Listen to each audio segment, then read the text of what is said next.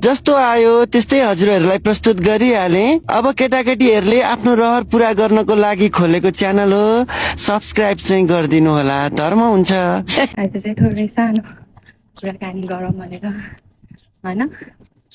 म सानो हुँदाखेरिदेखि नै के यस्तो अरूले कुरा काटेको, त्यो अरूको कुरा गरेको, डाँडा भाती भनेको मलाई फिटिक्कै मन पर्दैन थियो।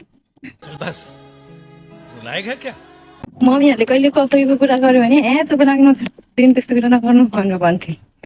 अनि यहीँ जापान आएर पनि ल कति अरूले कुरा काटेको सुन्दाखेरि पनि एउटा कानले सुन्थ्यो, अर्को कानले उडाउँथ्यो, केही कुरा काट्दिनँ थिएँ।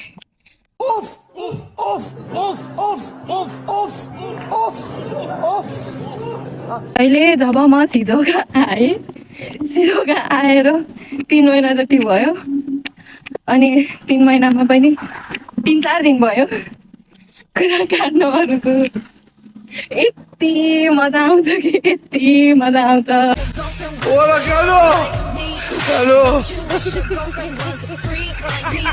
अरूको कुरा काट्न जतिको मजा त केही नआउने रहेछ। अझ चिया खाँदै गफ गर्नुपर्ने रहेछ होइन।